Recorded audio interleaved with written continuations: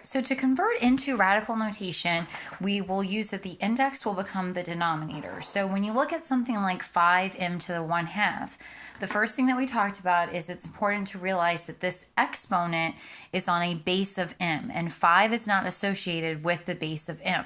So that means that when we convert it over to a radical, the 5 is going to remain untouched and unaffected. So really it's about what this m to the 1/2 becomes. So we say that everything stays the same except that this denominator index relationship. So the denominator will become the index of our radical.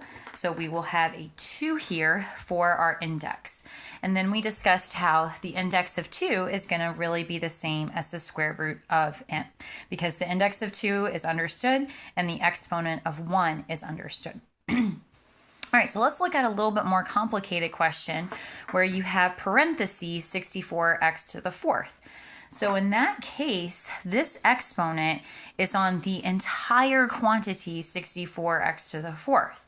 So now the 64 is going to be impacted because the 64 is also being raised to the 1/2 power. So remember, everything stays the same except for one thing. The one thing that changes is this denominator. The denominator is telling us the index of the radical, so what type of radical we have. So what we'll do is we will write everything exactly as it is. But we will change this denominator to now be a square root. Because again, when we talk about a denominator of 2, that is really understood to be a square root. So we can drop the 2 index. Also, we can drop the 1 exponent, because if we don't have an exponent, it's understood to be 1. So really, we're looking at the square root of 64x to the 4th. Now, before we say that's it, that's the final answer, we have to simplify.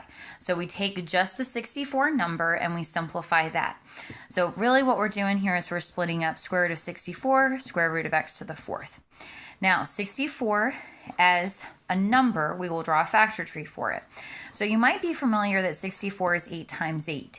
Yes, you could go further with your factor tree, but as soon as you get 8 times 8, you have 2 numbers repeated there. So that tells us the square root of 64 is equal to 8.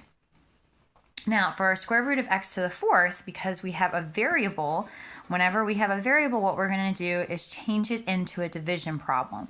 So we take our square root x to the 4th, that has an understood index of 2.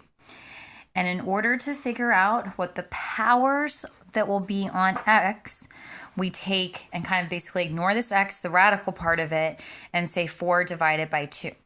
So when I do 4 divided by 2, that gives us 2 with a remainder of 0. So that tells us that our power on x is going to be x to the 2nd outside of the radical. And then inside of the radical, we don't have anything because our remainder is equal to 0. Remember, the radical is going to tell or be told to you by what the remainder is equal to. So inside of the radical, we will have nothing because the remainder was nothing. All right, so that is our answer. We have 8x to the 2nd power as our simplification for the 64x to the 4th to the 1/2.